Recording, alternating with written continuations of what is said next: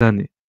Donc ils arrivèrent au confluent et dans un moment d'inattention, donc tu Moïse, il est avec son pote, un disciple à lui, il lui dit: «Voilà, j'ai marché jusqu'à ce que je rencontre le confluent des 2 mers», donc un endroit où il y a 2 mers, qui se rencontrent. OK? Même si je dois mettre des années pour y arriver. Donc ils sont arrivés au confluent et dans un moment d'inattention, le poisson qu'ils avaient avec eux, apparemment ils avaient un poisson, donc déjà je sais pas d'où il sort le poisson dans l'histoire, sauta dans la mer et disparut. Voilà, donc apparemment ils avaient un poisson, le poisson il saute dans la mer, il s'étant mis en route, Moïse dit à son compagnon: «Déjeunons, car le voyage nous a fatigués». OK, et donc le disciple, ce dernier répondit: «Tu te souviens que nous nous sommes arrêtés près d'un rocher? Je n'ai alors plus prêté attention aux poissons. Cette négligence ne peut m'avoir été inspirée que par Satan. Le poisson a sûrement replongé dans la mer, c'est étrange». Donc tu as un putain de poisson qui saute alors qu'il est à côté d'un rocher, tu comprends rien à l'histoire. Vous comprenez? Moi, voilà, j'ouvre le Coran, j'ai pas forcément le tafsir à côté de moi, j'ai je sais pas, j'ai 12-11 ans, je me dis: «Qu'est-ce que c'est que cette histoire de merde?» Tu Moïse, tu un mec avec lui, on sait même pas comment il s'appelle, on sait même pas où ils sont. Il doit se rendre dans un confluent de 2 mers, tu sais même pas pourquoi. Il dit: «Même si je dois y mettre des années», tu comprends pas pourquoi. Ça te parle de poisson. Ouais, qu'est-ce qu'il vient foutre là, le poisson? Le poisson, il était où à la base? Il était dans un seau, il était dans ils l'ont mis où le poisson? Dans leur poche. Après le poisson, voilà, apparemment il s'est barré. Ils te disent il est replongé dans la mer, pourquoi? Et l'autre connard, pourquoi est-ce qu'il a pas fait attention? Tu sais, tu commences l'histoire elle est remplie de vide, en fait. Il y a des lacunes narratives, OK?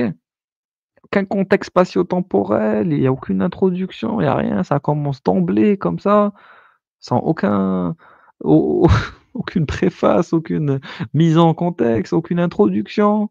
Ah, rien du tout. Ah, ça démarre et tu comprends rien à ce qui se passe. Zéro description, voilà, franchement, Allah est un très mauvais narrateur. Jamais vu un aussi mauvais narrateur de ma vie. J'ai entendu des livres pour enfants, voilà, qui étaient mieux écrits, mieux écrits. Harry Potter est mieux écrit, Game of Thrones est mieux écrit, Seigneur des Anneaux est mieux écrit. OK? Bon. Donc c'est ce que je désirais, répartit Moïse. Apparemment Moïse, il dit: «C'est ce que je désirais». C'est bizarre. OK, ils ont perdu un poisson, il avait faim. C'est ce que je disais, on va répartit Moïse. Ils retournèrent alors sur leurs pas. Donc apparemment, ils sont revenus sur leurs pas. Ils rencontrèrent un de nos serviteurs, donc ça c'est Allah qui parle, il rencontra un de nos serviteurs que nous avions touché de notre grâce et initié notre science. Donc apparemment, ils ont rencontré un mec qui avait une grâce divine et une science divine. Donc tu ce mec-là, il doit être le best of the best. Tu te dis: «Putain, science divine et grâce divine». Je sais pas si vous imaginez. Bébert, je ne sais pas si tu imagines. Science divine et grâce divine. Je dis lui, c'est l'élite, l'élite. Donc, bah, on va lire un peu l'exégèse, OK? On avait cité devant Moïse qu'un des serviteurs de Dieu, qui vit au confluent des 2 mers, est tellement instruit et avisé qu'il le dépasse par son savoir. Donc c'est un mec qui dépasse Moïse, mais je dis, il dépasse un prophète. Donc c'est un surprophète. Moi, je connaissais le concept de surhomme. Apparemment, il y a un concept de surprophète. Tu dépasses le prophète. OK. Moïse donc décida d'aller le rencontrer. Moïse dit alors à son compagnon Yusha ben Noun qu'il n'aura de cesse qu'il n'ait atteint le confluent des 2 mers qui sont d'après Qatada la mer des Perses et la mer des Romains, ou selon Mohammed ibn Ben Ka'b, les 2 mers où se rencontrent tout près de Tanger du côté de l'Occident, le côté nord-ouest de l'Afrique. Voilà. Mais Dieu est le plus savant. Apparemment, Moïse est parti à Tanger. J'en ai marre.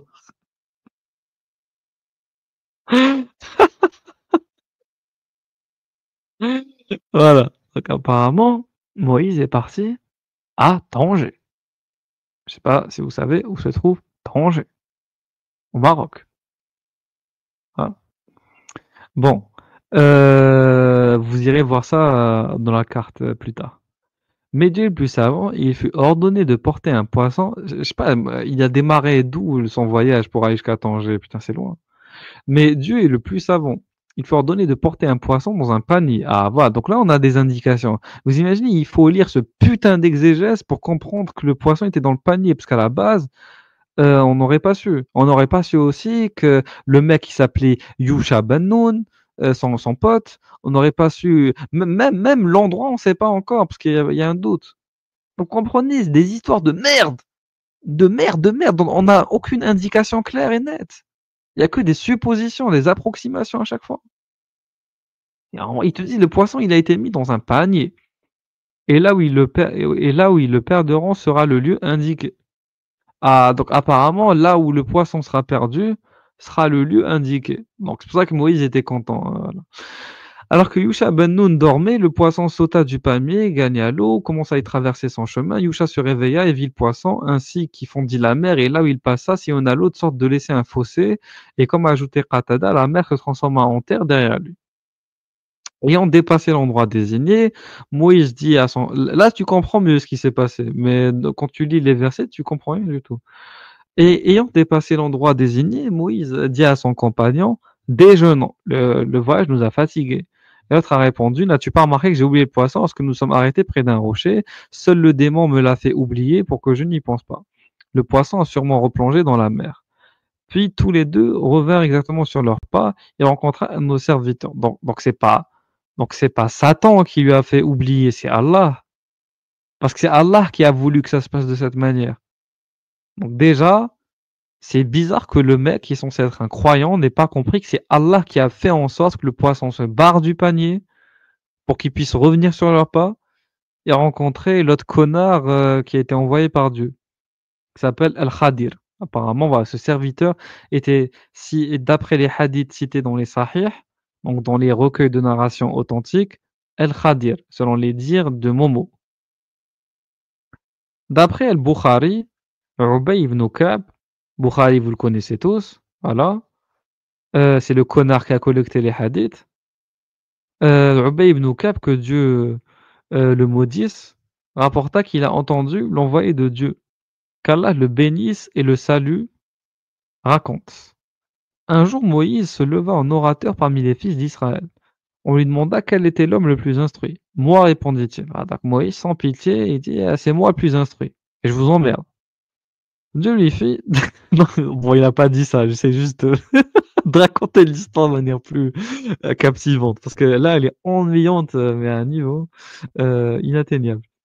Dieu lui fit des reproches, parce qu'il ne lui avait pas rapporté la science. Donc Dieu lui a dit, non, tu es con, tu es con. C'est pas vrai, tu n'es pas plus instruit, tu es con. Il lui révéla qu'il y a un de ses serviteurs qui est plus instruit que lui. Il y a meilleur que toi. Toi, tu es bête. Tu es bête. Et Moïse lui répliqua, Seigneur, comment pourrais-je le trouver? Dieu lui répondit, prends un putain de poisson. Voilà, un poisson. On ne sait même pas de quelle espèce est le poisson. Voilà. Est-ce que c'est un merlan? Est-ce que c'est un espadon? Est-ce que, voilà, c'est un poisson rouge? Est-ce que c'est un poisson-pierre? Est-ce que c'est un poisson-chat? Est-ce que c'est un poisson-lune? Voilà, on n'en sait rien. On n'en sait rien. Dites-nous, quelle sorte de poisson est-ce que ça peut être? Est-ce que c'est un Saniucea verrucosa? Dites-nous, quelle sorte de poisson est-ce que ça peut être? Dites, vraiment, j'attends des réponses. J'attends vraiment des réponses.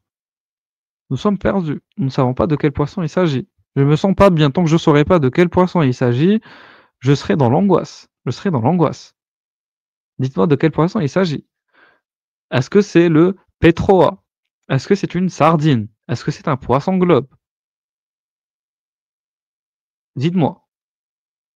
Est-ce que c'est une rascasse rouge? Est-ce que c'est, je sais pas moi, vraiment un poisson clown? Une mole? Dites-moi vraiment de quel poisson il peut s'agir. OK? Bon. Je continue. Donc Moïse prit le poisson, le mit dans un panier et partit accompagné de son serviteur Josué ben Nun. Josué. Donc là, on sait qu'il s'agit de Josué. Tous ceux qui ont lu la Bible connaissent Josué. Donc, arrivés à un certain rocher, ils passèrent leur tête et le sommeil et posèrent leur tête, excuse-moi, et le soleil les gagna. Ils étaient fatigués, ils s'endormaient. Le poisson s'agita dans le panier, en sortit, replongea dans la mer et prit sa course dans les flots. Donc ça, c'est un poisson magique. Donc il est sorti du panier et il est parti dans l'eau. Dieu arrêta pour lui le cours de l'eau et le fit comme une arcade. Lorsqu'il fut réveillé, Yeshua oubliait de dire à Moïse qu'il a perdu le poisson. Ils continuèrent leur marche le jour et la nuit. Le lendemain, Moïse dit à son serviteur: déjeunons, car l'orage nous a fatigués. Or Moïse ne sentit plus la fatigue qu'après avoir dépassé l'endroit que Dieu l'avait fixé. Le serviteur lui dit alors: tu te souviens que nous sommes arrêtés près d'un rocher? Je n'ai alors plus prêté d'attention au poisson. Cette négligence ne peut m'avoir été inspirée que par Satan. Le poisson a sûrement dû replonger dans la mer. Le poisson avait en effet trouvé une issue au grand étonnement de Moïse et de son serviteur. Moïse s'écria alors: c'est ce que je désirais. Voilà. Donc apparemment, en fait, je comprends pas. Vraiment, c'est un truc de camp. C'est quoi cette histoire de poisson à la camp, les gars? Pourquoi Dieu juste, il lui envoie pas une sorte d'ange à la camp? Il dit voilà, arrête-toi ici. Je sais pas. Oui, il lui envoie un message en mode télépathie, en mode arrête-toi, c'est ici. C'est quoi cette histoire de poisson, de panier, de je sais pas quoi, c'est merdique. Pourquoi toujours passer par des moyens indirects aussi bizarres et étranges? Déjà, quand tu lis ça, tu ne peux que penser que c'est un conte pour enfants. Tu peux pas prendre ça au sérieux. Un Dieu aussi sage, un Dieu aussi intelligent, il a pas pu, il aurait pas pu autant ne pas se compliquer la vie que de mettre un poisson dans un panier et tout. C'est merdique, vraiment, c'est merdique. Donc, je continue. Ils revinrent exactement sur leurs pas et trouvèrent un personnage calfeutré de son vêtement. Moïse le salua.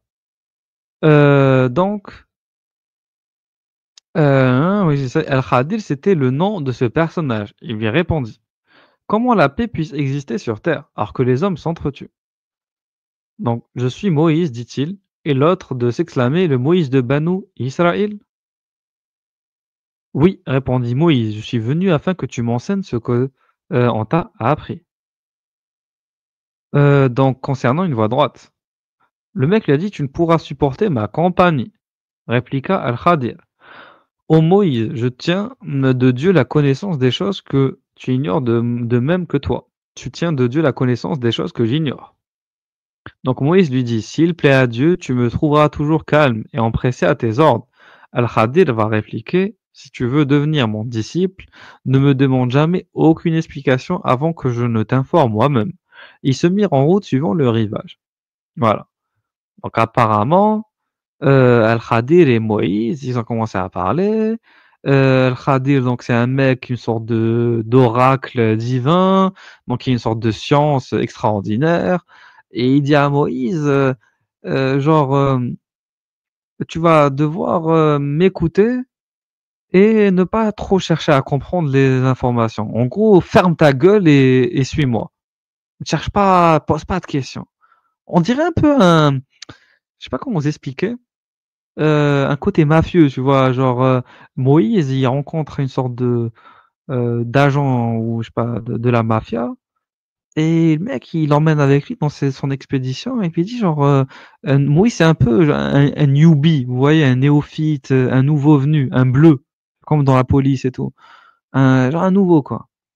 Et tu as Alfred, c'est un ancien. C'est un ancien, il a roulé sa bosse et cetera, voilà, il connaît le métier. Il lui dit: «Tu nouveau dans le milieu de la criminalité donc genre, suis, ferme ta gueule, pose pas trop de questions». Moi, je dis: «T'inquiète, t'inquiète, je te jure, je vais pas te poser de questions, ça va bien se passer, promis». Le mec, il lui dit: «Tu sûr? Parce que j'ai l'impression que tu vas quand même me faire chier». Il dit: «Non, non, promis, je vais pas poser de questions, fais-moi confiance. Fais-moi confiance. Je te jure que je vais pas te décevoir. Je te jure que je vais pas te décevoir». Et après, il dit: «Je sais pas, j'ai un mauvais pressentiment, je sens que tu vas vraiment m'emmerder». Il dit: «Non, mais promis, je vais pas te décevoir, je vais pas te décevoir». OK, OK, on y va. Donc ils sont mis en route. Un navire venant à passer, ils demandèrent aux marins de les embarquer. OK. Comme ces derniers reconnurent Al-Khadir, ils les prirent à leur bord sans aucune rétribution. Donc moi je vous le dis, Al Khader c'est un mafieux. Tu il passe devant un navire, il a demandé aux marins d'embarquer avec eux. Les mecs, ils connaissaient Al Khadir, les marins, ils connaissaient Al Khadir. Donc ça se voit qu'il y a des connexions. Voilà, c'est un ancien le mec, je vous ai dit, il connaît le terrain, il connaît la région, il connaît bien. Voilà, voilà, il y avait un bateau, il les a contactés: «Salut, ça va? Vous me connaissez? Al Khadir, votre pote, laissez-moi rentrer». Il a même pas payé pour remonter à bord. Il a même tu imagines, tu montes sur le bateau de quelqu'un, tu le payes même pas. C'est que c'est vraiment des accointances très, très fortes. OK, voilà. Donc faut comprendre la dynamique. Heu, oui, les histoires sont moisies, là je vois les histoires de Moïse sont moisies. À la base, oui, mais là, j'essaie de les rendre un peu, attractifs, OK? Pour suivez un peu, suivez un peu. Et ce qui se passe, c'est que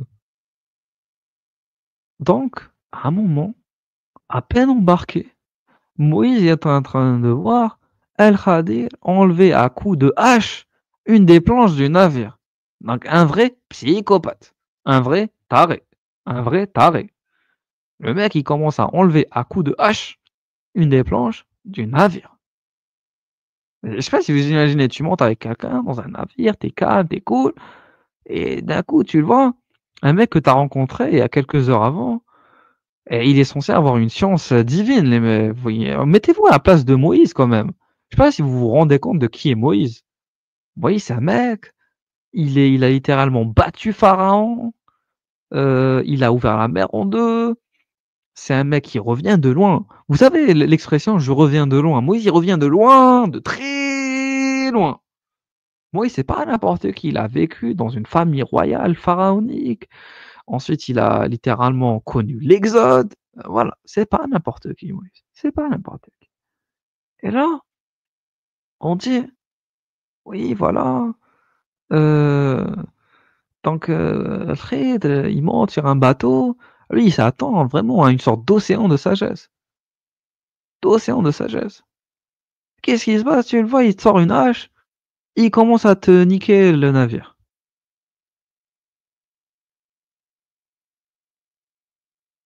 Et il a réussi à de détruire, commencer à détériorer le navire, à vandaliser le navire. C'est de la folie, c'est de la folie. Bon, il lui dit: «Comment oses-tu faire cela alors que ces gens-là nous laissaient embarquer pour rien?» Bah oui, en plus ils sont montés gratos. C'est moi un enculé ce mec, vraiment. «Et voilà que tu enlèves cette planche pour engloutir ce qui s'y trouve». Ah, et le Khadir, tu vois, en mode vraiment, un vrai connard de première, il te dit: «Je t'ai pas dit de fermer ta gueule en fait, ferme ta grosse gueule, ferme ta putain de gueule. Qui t'a dit de parler? Qui t'a dit de parler? Voilà. Ne t'ai-je pas dit que tu supporteras pas ma compagnie? Ne m'en veux pas, dit Moïse, d'avoir oublié ma promesse et épargne-moi des reproches trop violents». Et Moïse, il joue son, voilà, son soumis, quoi. «Désolé frérot, j'étais pas au courant, c'est vrai, je t'avais promis, mais je pensais pas que t'allais partir aussi loin, c'est ma faute. Ah, j'ai oublié ma promesse, excuse-moi». Ah, bah, Moïse, il commence à, il regrette, il est pas bien. Il se dit: «Putain, je suis en train de foirer mon recrutement là, dans le milieu de la mafia». Voilà. Là, Moïse, il est vraiment pas bien. Il est en train de foirer son recrutement dans la triade. Voilà, Moïse, il veut rentrer dans la triade et là, il sent qu'il va pas pouvoir le faire. Il sent que ça va mal se passer. Bon, le messager de Dieu, qu'Allah, commenta: «Tel fut le premier oubli de Moïse». Voilà, même Allah, là, il remarque, il dit: «Putain de merde, voilà, premier oubli de Moïse». Moïse, il a grillé sa première carte. Son premier joker, il a sauté, c'est bon. Premier avertissement. Premier avertissement. Là, il recommence, il va avoir de gros soucis. Ensuite, un oiseau vint se poser sur le bord du navire, prit dans son bec une goutte d'eau une ou deux fois. Tu un connard de oiseau qui vient. D'ailleurs, l'oiseau, on ne sait pas de quelle espèce il s'agit.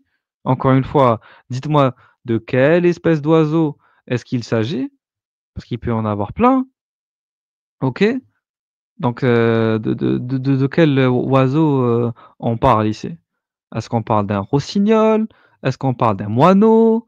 Est-ce qu'on parle d'un oiseau domestique, friqué, d'une bergonnette, d'une mésange nonnette, charbonnière, bleue, voilà, d'un pouillot, d'un rouge-gorge, d'une mouette, on parle de quel oiseau les gars? On parle de quel oiseau?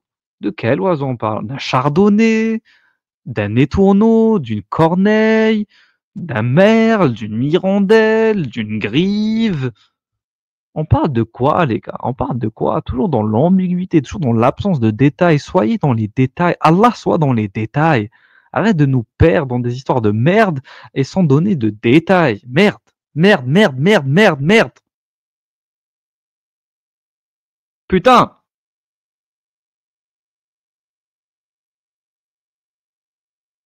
Bon. Et ce qui se passe, c'est que oui, oui, parce que en fait, ce que vous comprenez pas, enfin regardez. Donc, qui me dit, Régulus qui passe au wesh wesh. Je suis désolé, mais c'est comme ça qu'il faut parler, c'est comme ça qu'il faut s'exprimer. Il faut employer un registre. Tous ceux qui ont étudié le français, que ce soit en primaire ou au collège, connaissent la notion de registre, de vocabulaire, de langage, soutenu, courant, familier. Donc ici, le registre qui s'applique le mieux, c'est le registre wesh wesh. Évidemment, oui, oui, oui, oui. En fait, on considère les textes sacrés de manière trop, justement, sérieuse, trop académique, trop scientifique, trop justement sacralisée. Ces textes, religieux, que ce soit les exégèses, que ce soit le Coran lui-même, les narrations prophétiques, il faut les remettre à leur juste place. Ce sont des contes, voilà, des contes, de vieux, complètement perdus dans leur vie. Des mythologies anciennes, qui appartiennent à un autre âge. Donc oui, oui, oui, il faut employer un registre qui s'y apprête, tout simplement, tout simplement. Et c'est l'une des meilleures manières de raconter cette histoire qui vraiment ne mérite pas plus de considération que ce langage-là et que cette attitude-là en plus. Voilà, tout simplement, tout simplement. Bon, je reviens à notre histoire, désolé. Non, non, c'était où? Voilà, mon savoir, donc Al-Khadir dit à Moïse, mon savoir et le tien n'ont pas diminué le savoir de Dieu. Alors que la goutte d'eau prise de la mer par le bec de cet oiseau. Ils débarquèrent et se mirent à marcher donc, tout au long du littoral. Al-Khadir aperçut un jeune homme qui jouait avec ses camarades, prit dans ses mains la tête de ce garçon et l'arracha. Donc, les gars, j'imagine, vous êtes en train de marcher au bord de la mer. Là, tu es en train de voir un enfant ou un jeune ado, il joue avec ses potes.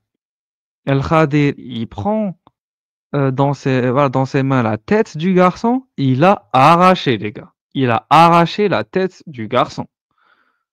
Vous imaginez, toi, t'es Moïse, tu vois, t'es avec Khidr. Je sais pas si vous vous rendez compte qui est Khidr quand même. Khidr, c'est censé être un mec qui est au-dessus des prophètes. Voilà, il a une science, une grâce divine. Et ce connard arrache la tête d'un enfant, les gars. Il a arraché la tête d'un enfant. Il lui a déboulonné la tête. Et vous osez me dire, oui, Régulus, tu utilises le registre, wesh, wesh. Qu'est-ce que vous voulez, quel registre vous voulez que j'utilise pour ça? On est en train de parler d'un putain de criminel, les gars, d'un criminel. D'un putain d'assassin, de meurtrier. Et vous voulez que j'utilise un registre soutenu? Vous foutez de ma gueule? Donc Moïse, tu vois, il pète un câble. Il dit, quoi? Comment tu tues un innocent sans motif légitime? Qu'est-ce que tu es en train de faire? Est-ce que tu es devenu fou? Il a dit, c'est vraiment inouï. C'est vraiment inouï. Ok, c'est bon, Moïse, là, il est au bord de la rue, il est vraiment au bord de l'anévrisme. Il va faire un AVC. Il est choqué, en fait. Il est choqué. Il comprend pas ce qui se passe. Ils sont en train de marcher tranquille. Si vous imaginez, vous marchez au bord de la côte. C'est ça.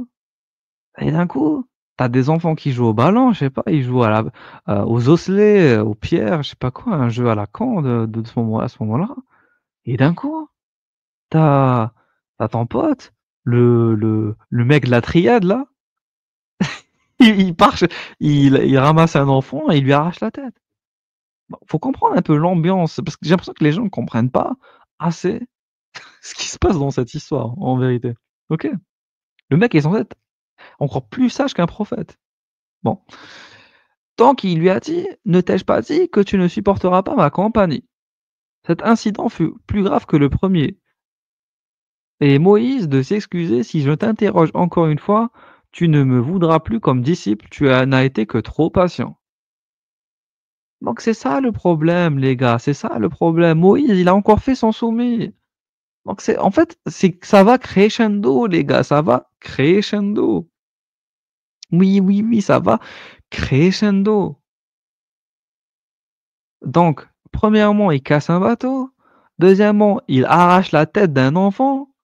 Et Moïse, il est tellement pris dans cette sorte d'enrôlement psychologique, il souffre, je sais pas, peut-être une sorte de syndrome de Stockholm ou je ne sais quoi.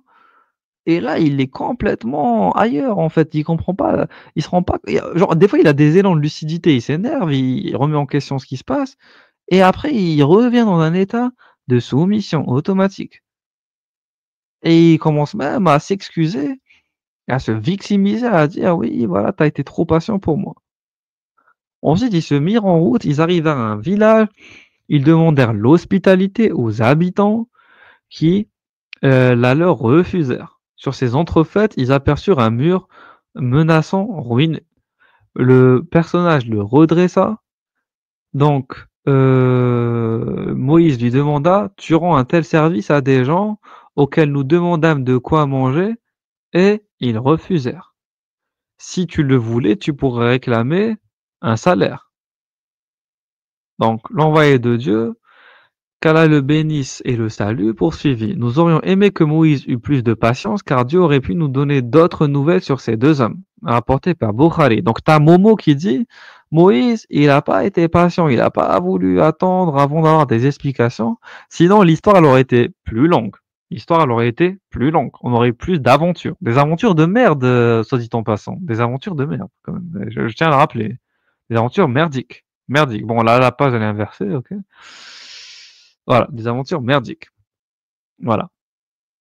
Donc, là, du coup, on reprend les versets. Me veux-tu pour élève, dit Moïse, et veux-tu me transmettre un peu de ta science précieuse? Tu ne pourras pas supporter ma compagnie, lui répondit le personnage, car comment pourras-tu affronter certaines expériences dont tu ne saisis pas le sens? S'il plaît à Allah, dit Moïse, tu me trouveras toujours calme et empressé à tes ordres. Si tu veux devenir mon disciple, ne demande jamais. Bon, là, elle est en train de reprendre l'histoire, c'est dans le Coran. La demande de Moïse fut très polie, mais qui n'était pas une exigence ou une contrainte. Ainsi doit se comporter tout individu qui cherche à apprendre vis-à-vis de son maître. Puis-je te suivre à une condition? Donc là, ils sont en train d'expliquer un peu tout ce qui s'est passé dans l'histoire. Ok? Quand j'avance un peu. Donc, le hadith précité nous montre comment Moïse et le Khadir s'étaient embarqués. Comme le Khadir pratiqua une brèche dans le navire, Moïse lui reprocha son action inouïe, et l'autre de lui rappeler la promesse qu'il lui a faite de ne plus l'interroger sur rien avant qu'il lui donne l'explication, tel est le premier oubli de Moïse. Ensuite, là, c'est la manière dont il a tué le gosse et a rencontré des jeunes hommes après avoir quitté la barque. Le personnage choisi le plus beau d'entre eux et le tua. Ah, donc déjà, c'est bizarre. Il a choisi le plus beau et le tua, en lui cassant la tête avec une pierre, d'après certains exégètes, ou d'autres en la lui arrachant. Vous imaginez les gars, il lui a arraché sa tête. Il lui a arraché sa tête ou il lui a éclaté la tête avec une pierre. Et ce mec-là est censé être un homme sage. Un homme sage. On est dans la sagesse divine. La sagesse divine. Donc il a choisi le plus beau, il lui a cassé la gueule avec une pierre. Ibn Abbas rapporte d'après Ubay ibn Ka'b que chaque fois qu'une personne demandait au prophète qu'Allah le bénisse, salue et Dieu, il commençait d'abord de le faire pour soi-même, puis pour l'autre. Un jour, il a dit que Dieu nous fasse miséricorde à Moïse, qui, s'il avait bien observé la compagnie du personnage sans le harceler par les questions, aurait vu des choses extraordinaires. Mais il lui a dit, si désormais je t'interroge sur quoi que ce soit, ne me considère plus comme ton compagnon. Reçois mes excuses. Reçois mes excuses. Voilà. Bon, ensuite, ils sont partis dans un village de merde et arrivés auprès des habitants d'un village. Moïse et leurs personnages demandèrent de quoi manger. Ceux-ci étant des gens avares et malhonnêtes, leur refusèrent l'hospitalité. El-Khadir aperçut un mur sur le point de s'écrouler. De sa main, il le redressa et ce fut un miracle. Comme Moïse lui dit, tu pourrais, si tu le voulais, réclamer un salaire pour cela. Le personnage lui répondit, voilà le moment de notre séparation, car lorsque tu m'as vu tuer le jeune homme, tu m'as promis de ne plus poser une question, et pourtant je vais te donner l'explication que tu n'as pas eu la patience d'attendre. Mais c'est moi un enfoiré, ce mec. Parce que, imaginez, toi, tu vois un mec, t'es avec lui, c'est censé être ton mentor, ok? C'est censé être ta référence, ton coach de vie, ton coach en développement, je ne sais pas, je ne sais quoi, ton coach spirituel. Et tu es en train de marcher dehors et d'un coup il prend une pierre et il voit un groupe d'enfants, il bute le plus beau d'entre eux apparemment, ou je sais pas, il lui arrache la tête. Et toi, tu es censé faire comme si c'était rien passé. Mais faut être fou pour faire ça.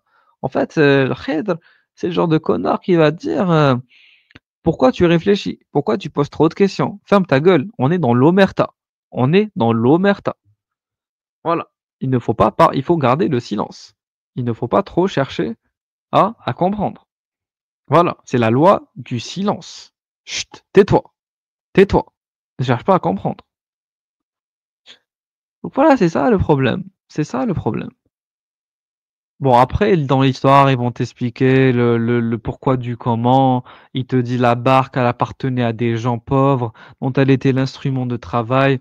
Je l'ai endommagée parce que je savais que le souverain du pays était en train de réquisitionner de force toutes les embarcations, d'après les Écritures, la Torah surtout. Et là, tu vois Ibn Kathir qui va se baser sur la Torah pour essayer de comprendre ce verset. Parce que je vous ai dit, tu peux pas comprendre le Coran sans t'appuyer sur des informations extra-coraniques. Et c'est ça toute le malheur du Coran, c'est que d'un côté, tu peux pas le comprendre tout seul, mais de l'autre côté, quand tu fais appel à d'autres textes, il devient pire que ce qu'il est déjà. Donc bon. D'après les Écritures, donc ce souverain portait le nom de Haddad ibn Badad, donc ça se voit que c'est un nom de merde déjà, bon. Il s'emparait de toute embarcation. Le personnage, pour s'en faire, a voulu endommager la barque pour la laisser entre les mains de leur propriétaire. Ils étaient des gens pauvres et la barque était leur seul instrument de travail pour gagner leur vie. Mais moi, j'ai envie de te dire, de quoi tu te mêles, frérot? De quoi tu te mêles?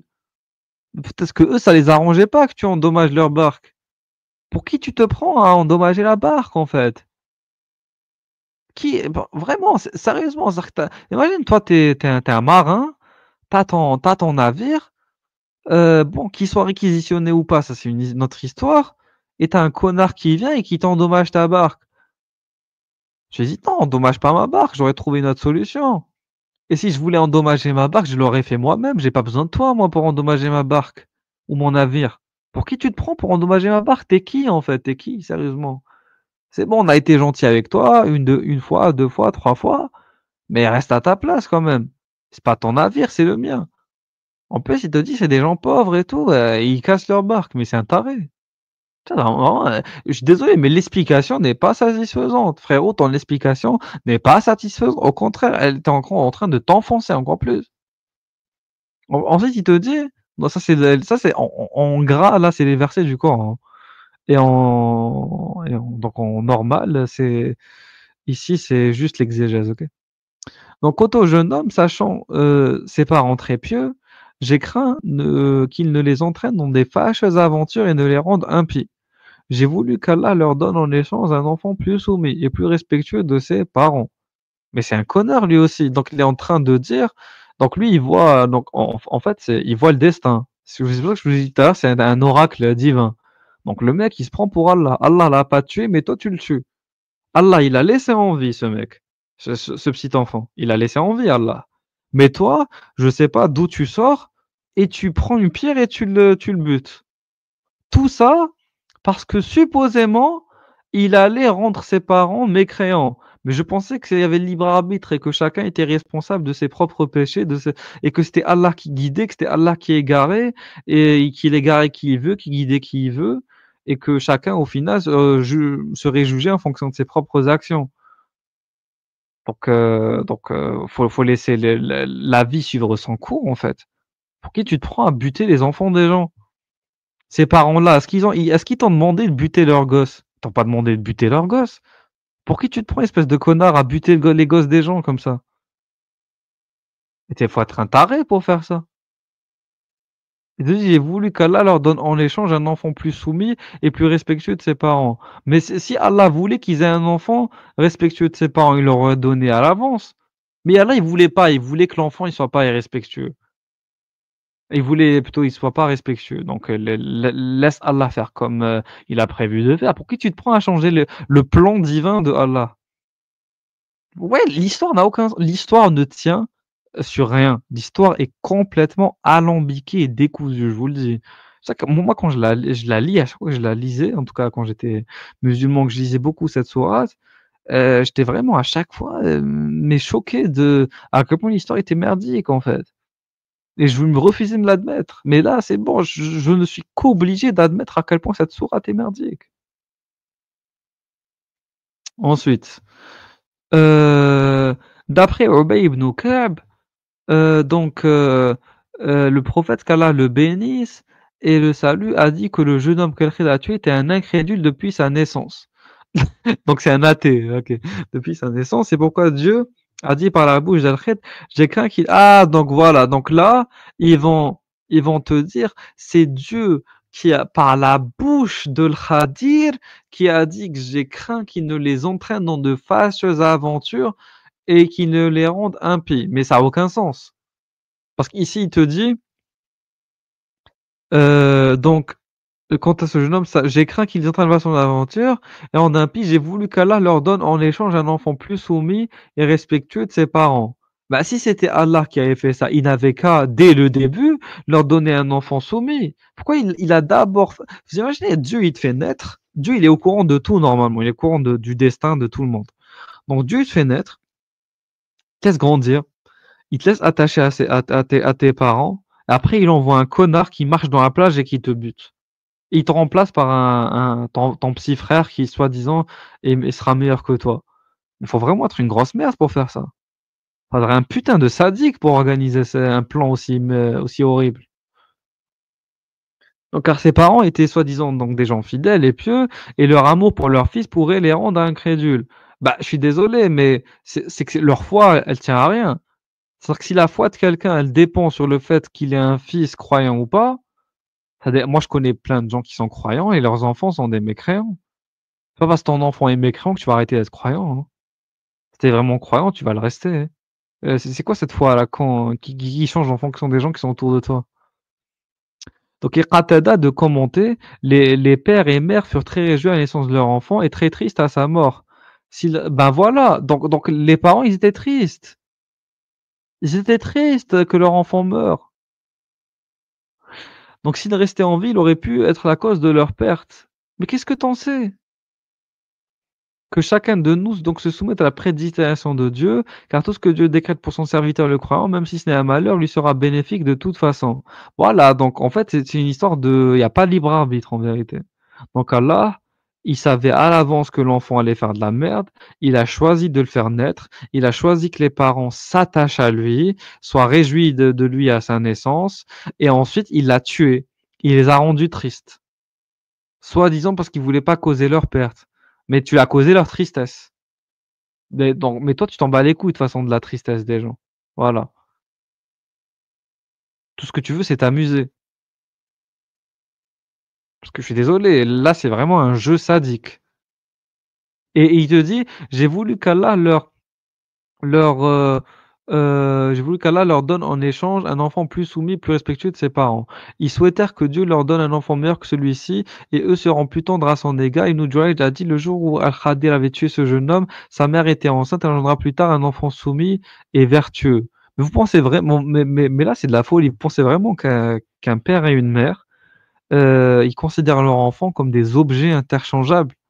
Comme si on pouvait changer une voiture par une autre, une maison par une autre, je sais pas moi, n'importe quoi, un vêtement par un autre, une télé par une autre, une table par une autre, et cetera.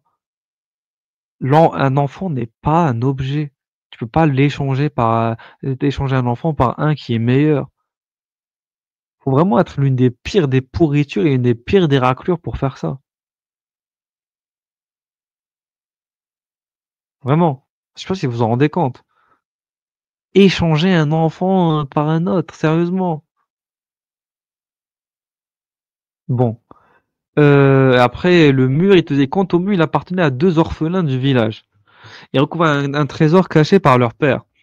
Comme ce dernier était un homme de bien, ton Seigneur a voulu laisser atteindre à ses enfants leur puberté pour qu'ils déterrent eux-mêmes le trésor. Tous ces actes sont dus à la grâce de ton Seigneur et je n'y ai aucune initiative. Voilà l'explication des événements qui t'ont fait sortir de ta patience. Il dit, il y a un mur, et le mec il a redressé le mur, mais ces enfants-là, ils n'ont pas besoin de toi de toute façon. En fait, tu as des enfants, ils sont orphelins. Moi, ce que j'aurais fait, imagine, moi, je suis un khidr, je suis un homme, je suis guidé par Dieu, j'ai Dieu, il est avec moi, voilà, j'ai une sorte de d'omniscience quasiment, je connais le destin des êtres humains et tout. Bah, ce que je fais, c'est que je déterre le trésor, je prends les enfants sous mon aile et j'utilise donc ce bien pour, pour m'en occuper. Donc cet héritage qu'a laissé leur père, je vais l'utiliser pour eux. Parce qu'imagine s'ils meurent avant ces enfants. Imagine si quelqu'un vient leur voler avant. Après, il part du principe qu'en grandissant, ils vont le déterrer. Bah, je sais pas, en fait, l'histoire n'a aucun sens. Ils sont assez forts eux-mêmes pour soulever le mur. C'est bon, ce mec-là, il a pas une force herculienne pour pouvoir soulever un mur que les autres ne peuvent pas soulever. Donc à partir de ce moment-là, le trésor, ils auraient quand même eu accès à un moment donné. Donc je sais pas, l'histoire a vraiment pas de sens à mes yeux, honnêtement. Donc le personnage explique à Moïse son dernier acte en redressant le mur qui menaçait d'être en ruine. Il savait qu'un trésor était destiné au garçon orphelin qui se trouve en dessous du mur. D'après Ikrima, c'était une somme d'argent. Al-Hassan ils savent même pas ce que c'est en plus, c'est ça le pire. On a euh, aucun détail plutôt sur ce que c'est que ce putain de trésor. Donc Ikrima il dit c'est une somme d'argent. Hassan al-Basri dit ce trésor était une plaque d'or où fut inscrit au nom de Dieu, le très miséricordieux, le miséricorde du très miséricordieux. Alors que cette inscription à l'époque elle n'existait pas. Je sais pas si vous le savez, mais on est à l'époque de Moïse quand même. Je m'étonne du fidèle qui croit à la prédestination, comment il s'attriste, et de celui qui croit à la mort, pourquoi il se réjouit, de celui qui connaît la joie et les revers du bas monde, comment il s'enfuit. Il y a de divinité à part Dieu, Mohammed l'envoyé de Dieu sous ma gueule. Le trésor, c'est une plaque d'or où c'est écrit Mohammed, c'est l'envoyé de Dieu. Vous foutez de ma gueule. Dans le trésor, c'est écrit Mohammed l'envoyé de Dieu. Alors qu'on était à l'époque de Moïse quand même. Qu'est-ce que vous vouliez que les mecs connaissent Mohammed? Qu'est-ce que c'est que cette merde? Qu'est-ce que c'est que cette merde? Est-ce que ça a du sens de dire ça? Donc ce trésor fut préservé d'après les exégètes en vertu de la piété du père, à savoir que ce père qui remontait à 7 générations était un tisserand, comme ce dernier était un homme de bien, ce père et ses 2 orphelins étaient un homme juste, c'est une preuve que tout père juste est un homme de bien. Sa descendance bénéficie de ce caractère. Ben pour le coup, les parents de l'enfant là qui était buté avec la pierre, eux c'était des gens bien, et pourtant leur enfant c'était pas quelqu'un de bien. Alors que là, c'est un père bien et ses enfants sont bien. Et oui, ça a aucun sens. Ils essaient de mettre des continuités entre des gens et derrière ils disent qu'il n'y a pas forcément de lien entre avoir de bons parents et de mauvais enfants. Ensuite, la bénédiction de ces bonnes actions, de son adoration, enveloppe ses enfants dans les 2 mondes. Donc les autres parents, eux, c'est des gens bien, mais leur enfant, il n'est pas devenu bon. Alors que lui, le père, c'était un homme bien, et ses enfants, ils sont devenus des gens bien, c'est ça? Bon, ils pourront atteindre des degrés élevés au paradis grâce à la piété du père, et cela lui procurant une grande joie du cœur. Donc ton Seigneur a voulu les laisser atteindre les enfants, enfin, a voulu les laisser atteindre à ses enfants leur puberté pour qu'ils déterrent eux-mêmes le trésor. Donc cette puberté ne peut être atteinte que grâce à la volonté de Dieu qui en sera seul capable. Ah, donc c'est une puberté conditionnelle. Genre si Dieu il a pas envie de les rendre pubères, ils seront pas pubères. Ça veut rien dire, vraiment, c'est totalement stupide. Et si nous passions en revue les 3 actes accomplis par le personnage, mais je suis désolé, si les enfants ils voulaient avoir accès au trésor, ils n'ont pas besoin de khidr. Ils peuvent eux-mêmes soulever le mur et déterrer ce qu'il y a en dessous du mur, quoi. C'est merdique comme truc. En vrai, il a servi à rien, le khidr ici. Il a juste voulu faire son intéressant. Il a en rien aidé ses enfants.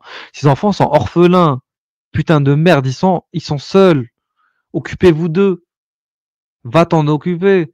Prends-les en charge. Au lieu de juste soulever un putain de mur et attendre qu'ils grandissent pour pouvoir eux-mêmes déterrer le trésor. Donc en nous affirmant sur ce qu'il y a eu lieu des actes El-Khadir, peut-on affirmer qu'il était prophète?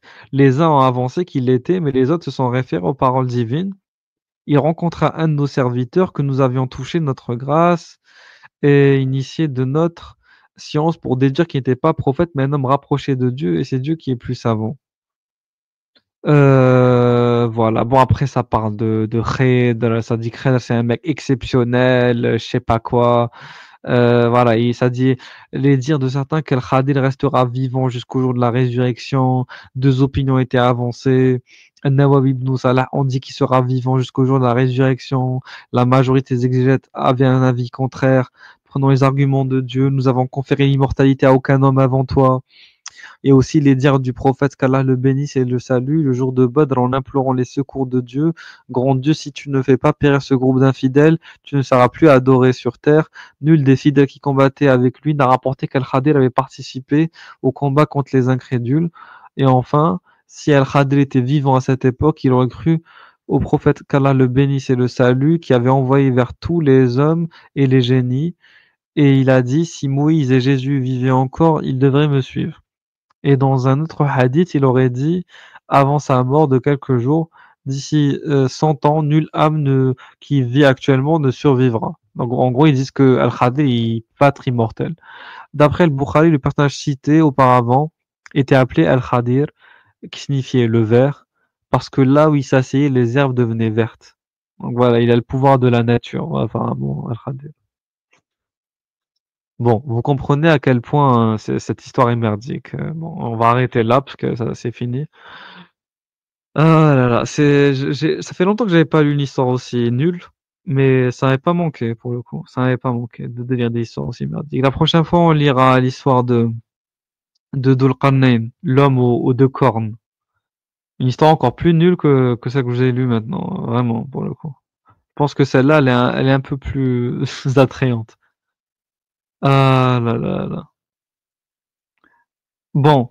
Je vais vous laisser. Je vous souhaite une très bonne soirée, c'est 4 heures de live. Et je vous souhaite une très bonne nuit. Ciao, ciao. Au revoir.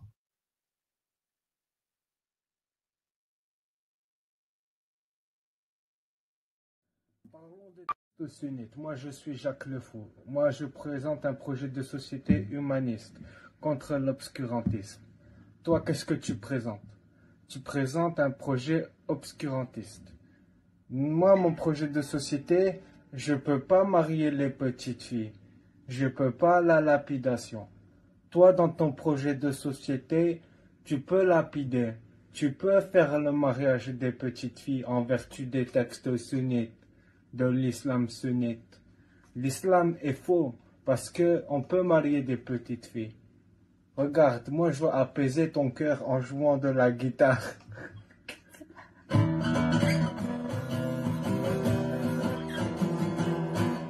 Tu vois, la guitare, elle apaise les cœurs. Elle apaise l'âme de l'être humain.